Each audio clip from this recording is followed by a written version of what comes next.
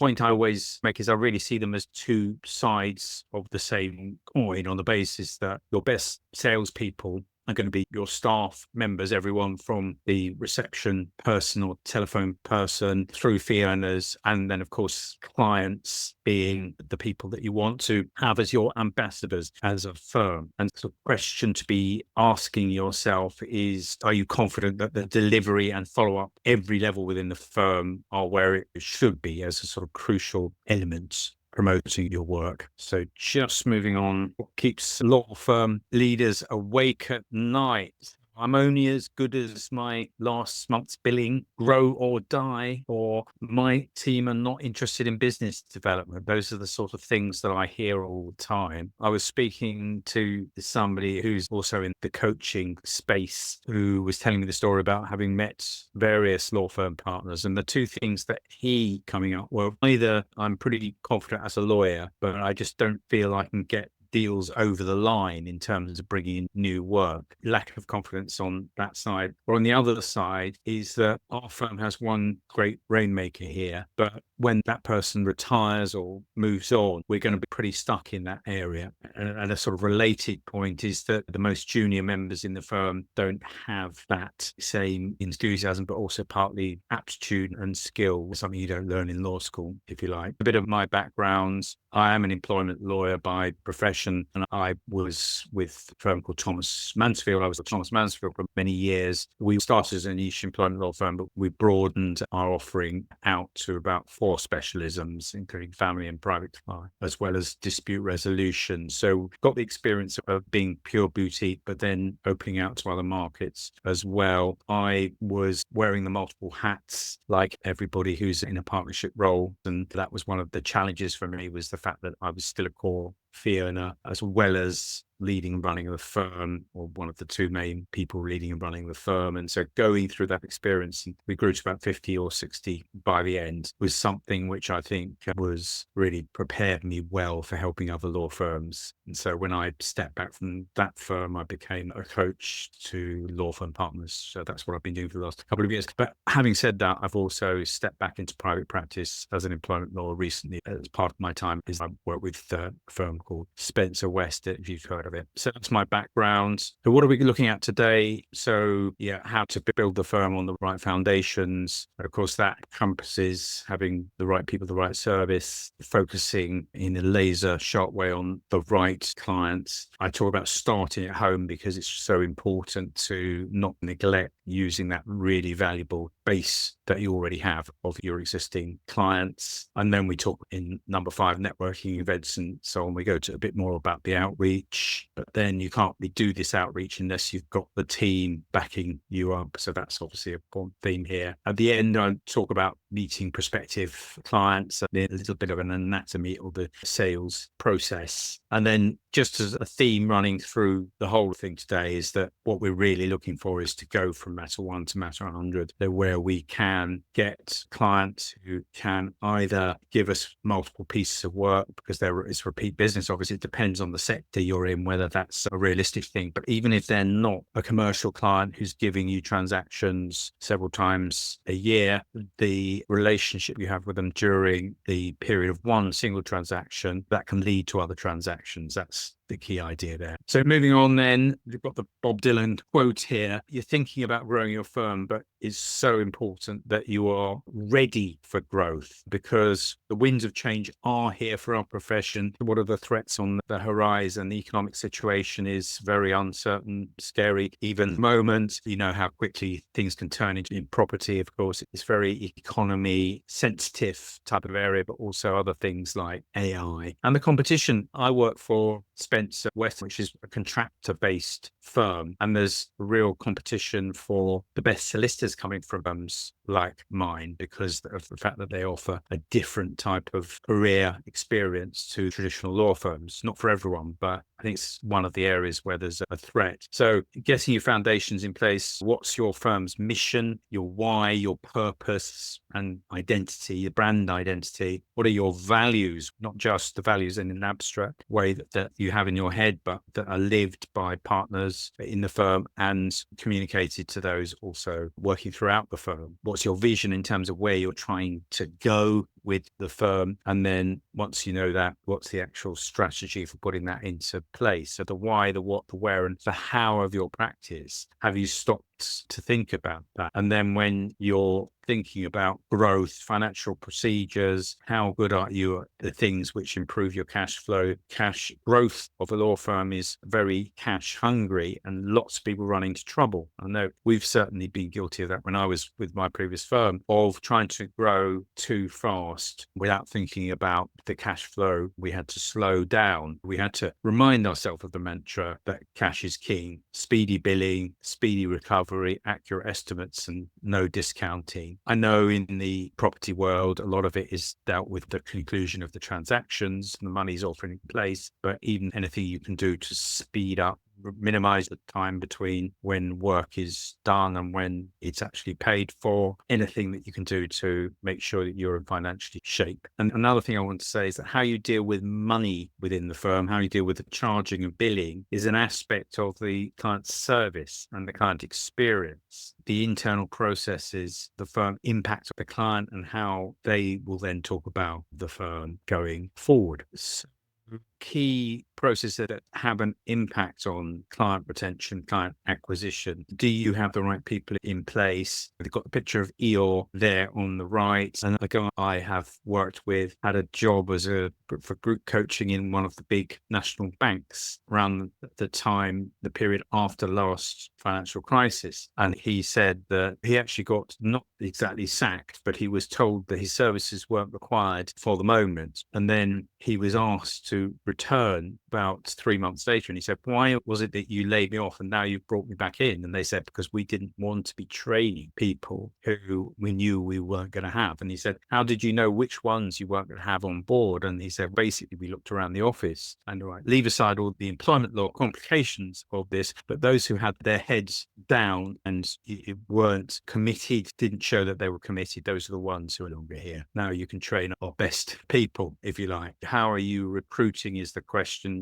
to be asking yourself, in thinking in terms not just of technical ability, but character as well. Do you have weaknesses now within the team, and how are you addressing those? Do you have people who actually buy into the values of the firm, what you're trying to do in terms of the service you're delivering? And if not, why not? Is it a case of something which comes from the leadership of the firm, or is it something internal to them and they're basically a wrong fit for the firm? So asking yourself these questions, are they people who are giving energy? And I certainly remember working with one fee, and I can confess to this being a mistake that we made. Actually, with hindsight, it was probably a mistake. We were looking for the wrong things, because this person, although they were a really great fee owner, their attitude was they were a taker of energy rather than a giver on balance. I don't know if you've heard about something called the O-shaped lawyers movement. It's something actually that's been developed. It was the idea of a guy called Dan Kane, who was the head of in-house legal services for Network Rail. And he was finding that people from outside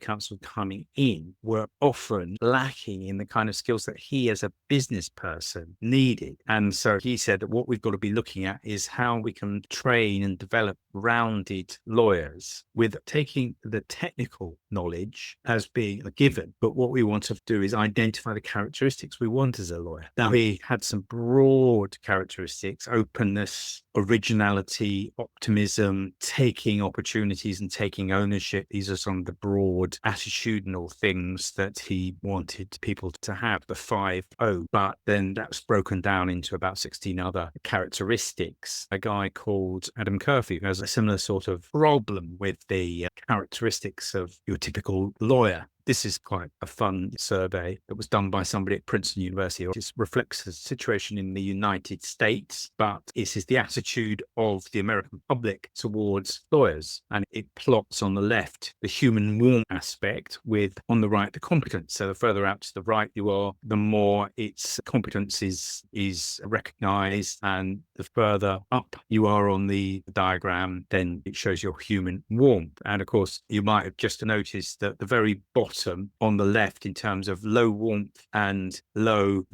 competence, is the prostitute, the oldest profession in the world, if you like. But the august legal profession is only just above her if you look on the human warmth side of the ledger. So there we are out on the right. Yes, we can pat ourselves on the back for having the levels of competence. But then if you compare us to those going up into the upper right matrix, the nurses, the doctors, professors, engineers, scientists, and teachers, we're nowhere near them. But we need to be human, improve the humanity. How do we do it? Well, one key thing I think is getting the service quality right and asking yourself the question about your lawyers. Are we as a firm providing an excellent service level? Every lawyer, every time, is a question that you should be asking yourself. How do we actually implement a service pledge? Approach, I think, is reflected on this slide, asking the whole firm to consider what is good and what is bad service. When I talk about the whole firm, I mean everybody, including people who are at every level of the organization. I remember doing an exercise rather like this when I was at one of my previous firms before I set up my own DMH Stallard. It was that we did this exercise, and it was actually really useful for getting people engaged in this question of what we needed to be delivering to the client. Also asking the clients, do you have surveys of the client about what their experience has been, and are they detailed enough to get a more than just a simple rating type of thing? Pull out of that a list of do and don'ts. And I think a good way to approach the problem, the kind of issues that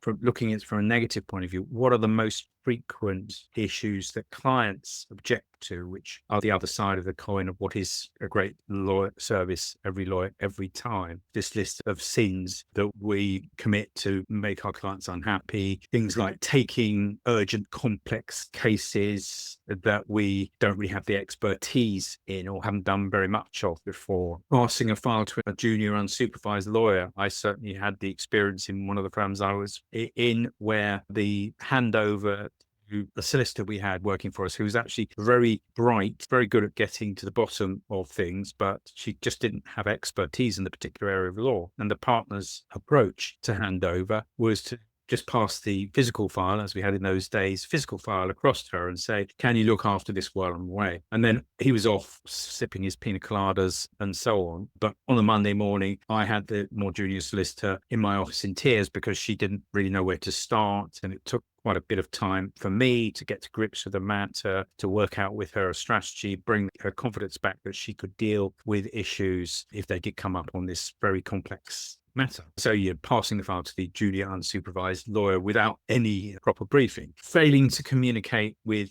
and of course, in that case, it went okay because she was sensible enough to talk to me, but it could have been a problem. Other things, failing to communicate with the client, not keeping the client updated, not acknowledging receipts, not returning calls, not sticking to agreed timetables. And I know these things aren't always in our gift because it's the other side that is the one delaying. But if the communication is kept up, of course, that can be dealt with. Not progressing the matter, maybe because you're overwhelmed with your firefighting on too many matters. Not getting into the file at the beginning and mastering the detail can be a problem. I think particularly something that comes up in litigation matters where people don't necessarily do the analysis and the strategy as much as they should in the early stages. Failing to be clear on the scope of costs and underestimating is one of the cardinal sins. So how do we implement this once we've got an idea of what this looks like, this service pledge? I think it has to be done within an ethos of a no blame culture, but it's also key that management honors the pledge and it shows their commitment by providing the resources to be able to deliver that. It also comes down to teamwork and delegation, being prepared to delegate to the lowest possible level, but at the same time, keeping the supervision and quality control in place and effective, not like the example that I gave, and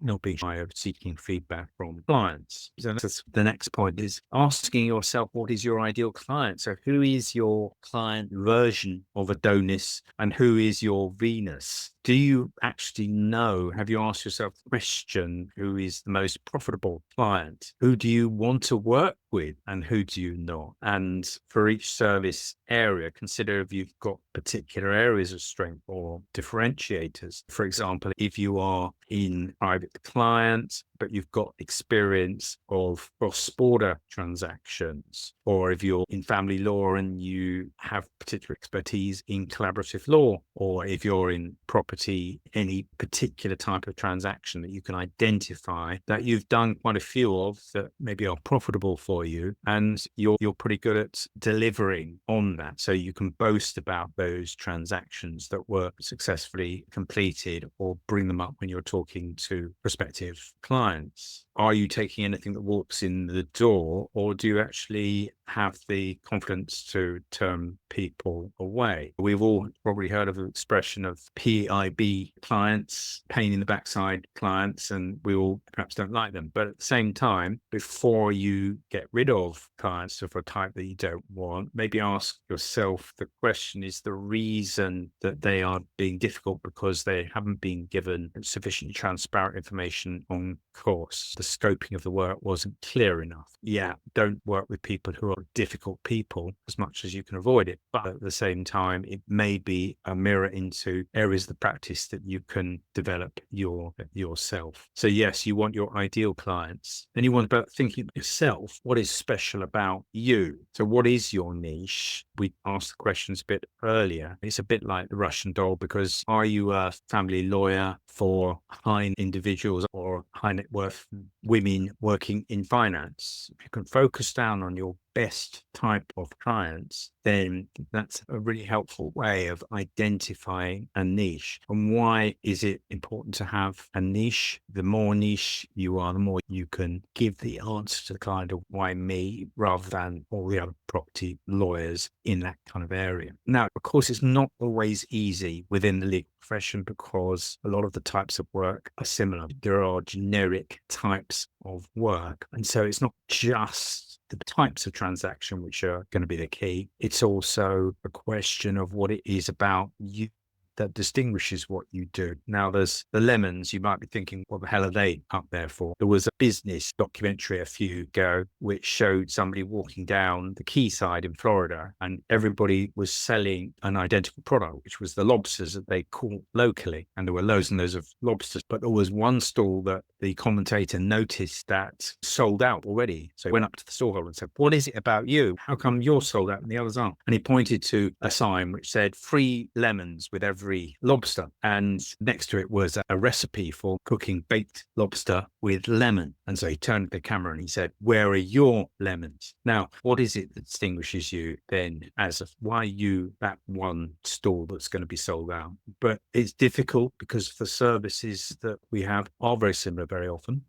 One perhaps that is, if you can get here, I think it's crucial to achieve. And that is, if you can achieve the great service every lawyer, every time standard, then I think you're going to be doing a lot better than most law firms. A real laser focus on the right service to the right clients. And that right service is going to be what is your lemon within the niche that you've been able to identify. So that's the crucial distinguishing factor elements that you've got to think about. When I say it's all in the mind, the key to converting new business is confidence. So everything that we have been talking about so far, confidence in our foundations, confidence that we have finances and processes in place to deliver work efficiently, confidence that the team is where it should be in terms of its ability and its clients' ability to communicate with clients as well as do the work technically and efficiently.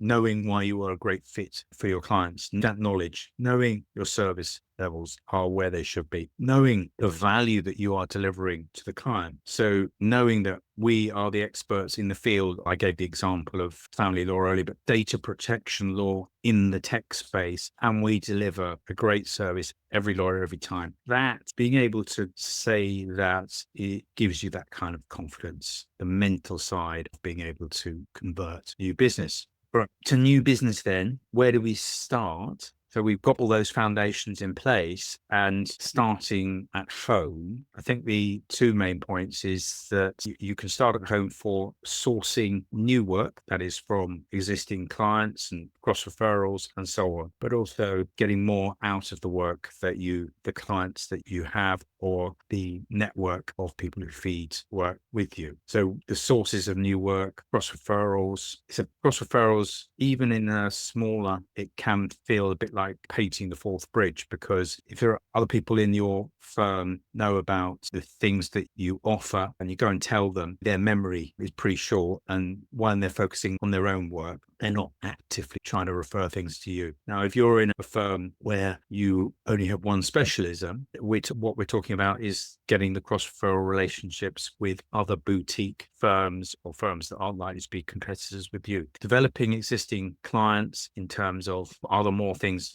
that we can do for them? Are there reviews of existing leases that need to be done? Are we getting back and talking to them and saying to them, is there anything else I can do for you, or suggesting things that may have come up because of changes in the law and so on? An example of this is when GDPR came out, we went to all our clients and offered them a set of policies which we would then bespoke for them, helped by the fact that 20 million euro fines also came in as one of the possible sanctions of their legislation. But it was an opportunity to go back to clients and ask them about whether they were covered on a certain thing, but also to think about it as developing your role, not just as the expert on commercial property or your expert family law, etc., but being the trusted advisor, so that people come to you, they'll have a legal issue. You're the people who can solve their problem. Now, that might not mean that you can solve it within your own firm, but through developing a referral network, you have the opportunity to refer work out. And then, of course, that increases the chances of work being referred back to you. So that's a key thing. See yourself not just as the expert in your own special area of law, but the trusted advisor to help your clients when other things come along. And next point is matter number 1 to matter number 100. That's where you want to be with clients, where they come back for you again and again. Or if it's your network or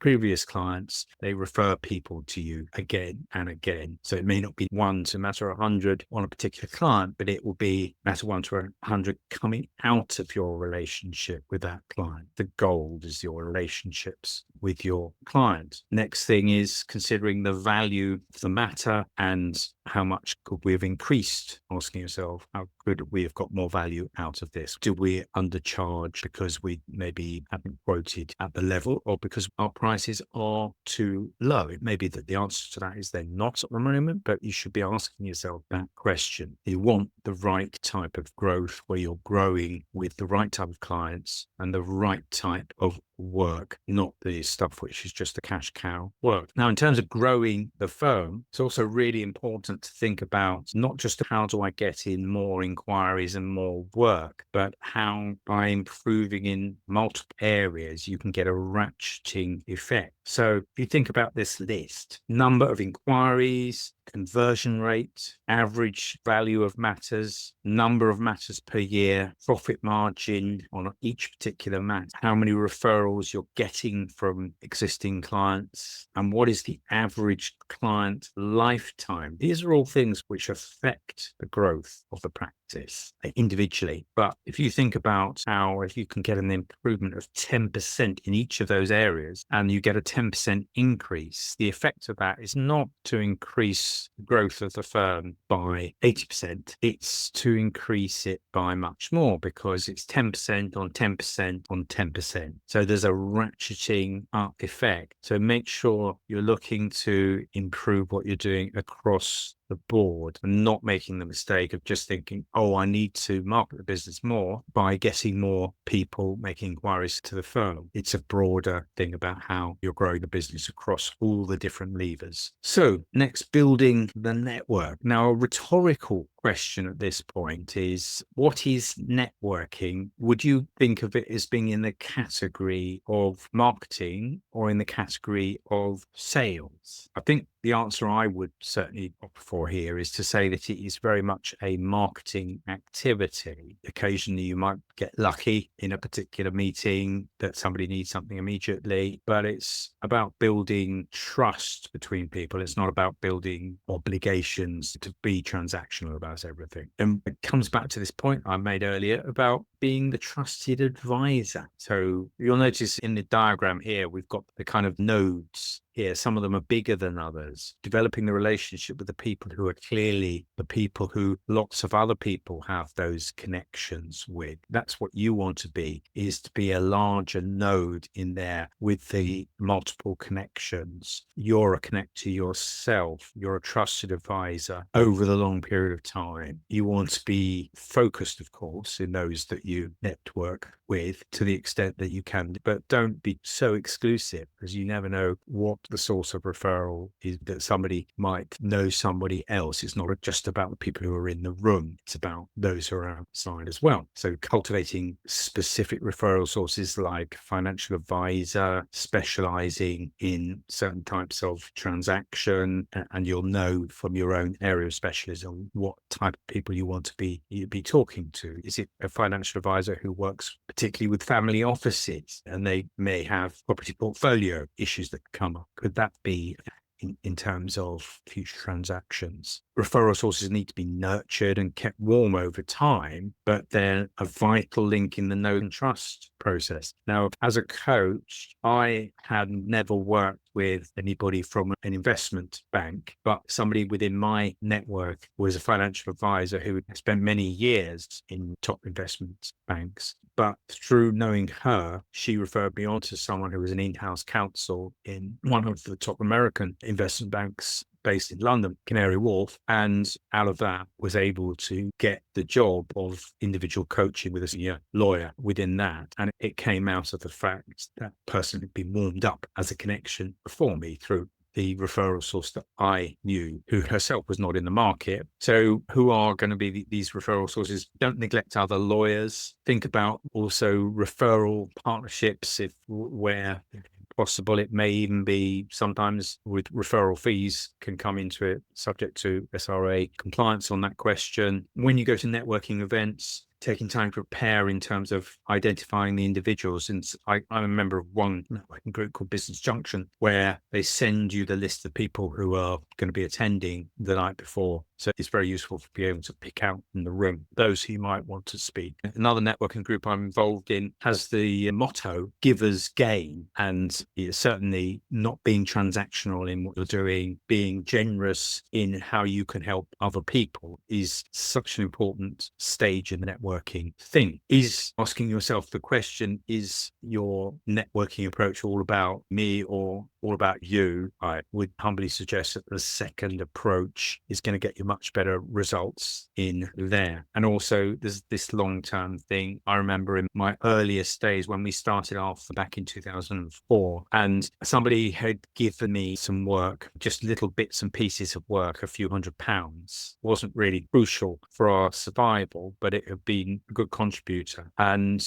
I went to visit that person just the first Christmas we've been in existence of the firm, and on the Christmas Eve, I popped into this guy's house to deliver a bottle of champagne. Nothing really flash, but just that gesture. A few years later, that guy left the firm where he was working, and he got a job as in-house counsel for one of the largest construction firms in the South East, and they became our clients for their employment law matters, but not for about 7 years later. And was that bottle of champagne a link in the chain? I like to think it was, cultivating the relationships over time. Events, of course, can be really effective ways of bringing in new clients. They can also be a really effective way of using up loads of time and money promoting them and everything without getting very much out of them. So think about the keys to it. Is it the right audience? Is it the right content that you're delivering? Have you got the right kind of offer? And have you got the right kind of follow-up? Those are your 4 keys. What you want to do is avoid just providing CPD to your attendees. You want decision makers there where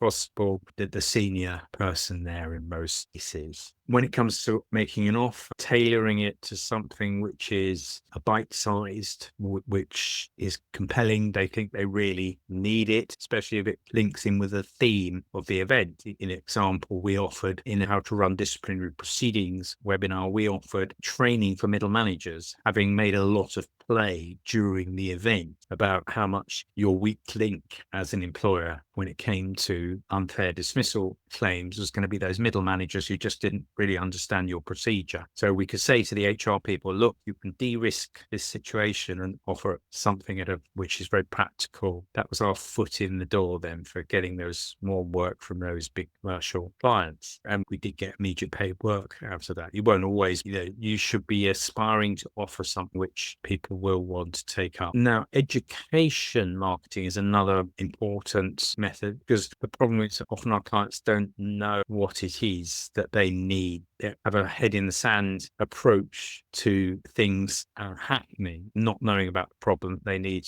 solving or not being willing to think about it. So if you can do something which is attention grabbing, like 3 steps to avoid a GDPR fine, which is the kind of thing we did with our data protection thing I mentioned earlier, and content that's focused on the problem they've got, very much the pain, going for the pain points and how you offer the solution, but you don't want to go so far as to give them the actual information they need to solve. And then a call to action, whether it's attending an event, an email, getting their email address, even just to build up your database of connections, pushing them to your website, bringing them onto a free consultation about something, Google Ads tin and so on. Also pretty key. Online and social. So I don't know if you use advertising in your business. Advertising in the media is good for here I am marketing, but it has a real problem that you can't actually tell the outcome of it. Usually you don't get any data back as to whether or not it's working. It's that old story that people say 50% of my advertising campaign is really effective. My problem is that I know which 50%. But fortunately, with the modern approaches to advertising,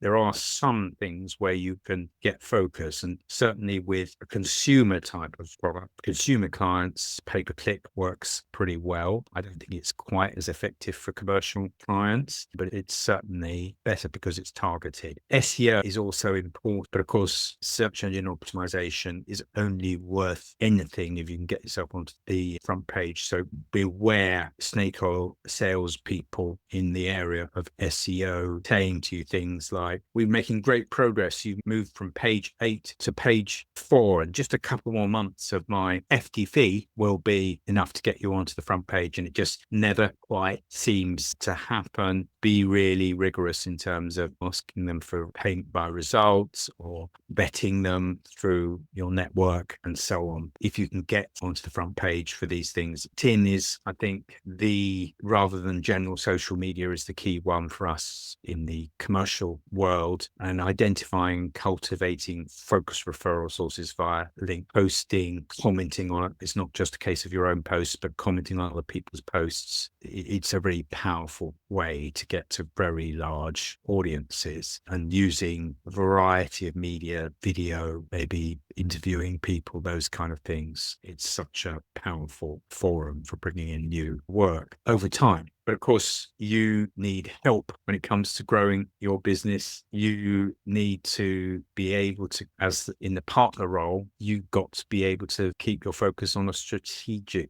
level and then cultivate the business development skills of your team so that they're going out and doing a lot of the networking as well. You need to be keeping an eye on the long term for your law firm. And you want lawyers who can both turn matter 1 into matter number 10 and also bring in entirely new clients. So being strategic is something you've got to be, but then your strategy is something to communicate to the team, to involve them in this process, but also ensure that the value of business development as a contribution is recognized. And I think it's so common in law firms that at the end of the day, all law firms want their people to be involved to some extent in business development. But most people seem to still think that you're going to be judged above all on your end of the month billing. And to break out of that being the only thing which counts is a challenge for legal practices, but I think it is vital. And it can be that it's financial rewards are a key, but I think a lot of it is to show the recognition in team meetings and when you're meeting individually with people in supervisions and so on, making people realize that senior leadership isn't saying, oh, your billing was down a few thousand in the first quarter, when they know that you or that person was centrally involved in a big business development initiative. Just having that reminder that it's been noticed that they're doing really well. Partner's role has many responsibilities, so you need the support of your own team, but also with the marketing team. So if you have a marketing, if you're lucky enough to have either in-house or an outsourced marketing team, that's fantastic, but make sure you're using the resource in a way which gets results. And a lot of the time, people aren't finding the time to communicate to the marketing team what they really want and need. Especially this is the case across bigger firms where they're serving different departments. But even in a niche,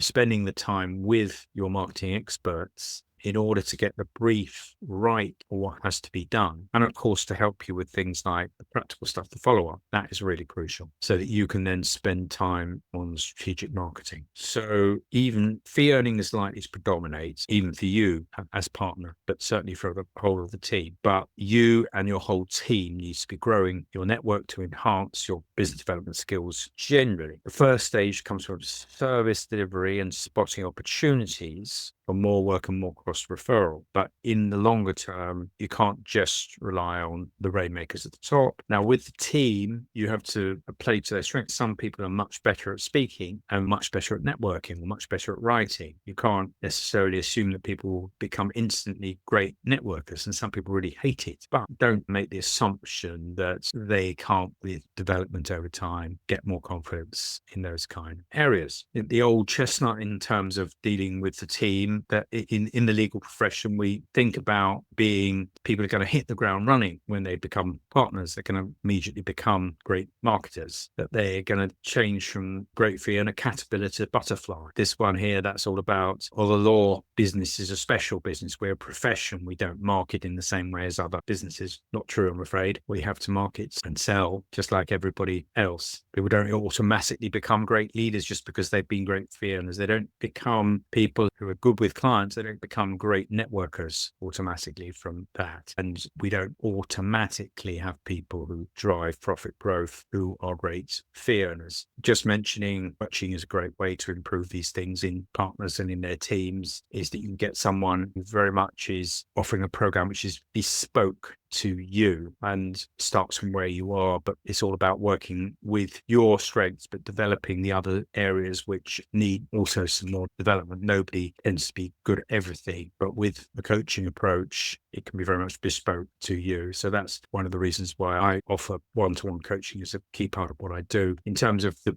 business development, and the model I follow is you're looking at the steps to profitable growth, right service and right market, delivered in an efficient way by the best people, leading to the client growth. And how do you bring in the new clients? Is that part of it? I always put the fueled by cash part of it, but it's so important that we use our marketing spend in an efficient way. And remember that there's always a danger of growing too fast with this, throwing loads of money into things that are not necessarily going to give us a return in the short term. Be careful about ensuring that we're growing in a profitable way and on the basis of a profitable foundation. So that's the program I offer. Just moving on then to key principles of conversion. So once I read an account by a guy called Dan Kane, who is actually the person who started the O-shaped lawyer movement that I mentioned earlier in the presentation. We talked about a group of city solicitors who came along to pitch to him in his role as chief counsel. And they just came into the room and pretty well launched straight into their presentation without any human interaction at the beginning of the presentation. And above all, without asking questions of the people they were presenting to. So it was very cold. And also, it wasn't bespoke for them. they weren't able to tweak the pitch that they had because it was all pre-prepared. It wasn't in any way reactive with them. So it's really important that you're somebody who is going in there asking questions that show that you understand the issues that they have. They're focused on their pain and elaborating, helping them to elaborate what it is that they feel they need, not going straight in there with the solution, which isn't adjusted to them. They need to have confidence that you are the expert in solving their problem. They're only going to get that if you show by the way you ask the questions that you understand them. And then when you talk about what your offering is, it is adjusted to those particular needs. So those are key principles to bear in mind with conversion. And then when it comes to actually being in the meeting, I always like to think of this as a buying meeting rather than a sales meeting, because that helps you with the mentality that what you're doing is helping the person to buy into what you are offering. What sort of approach would you expect here? First of all, of course, you need to prepare, do the research on the people that you're going to see. You need to be positioning yourself at the beginning of a meeting as the expert, but throughout the conversation, you need to keep it structured, keep control over the conversation. Don't go off on or let them take you off on tangents.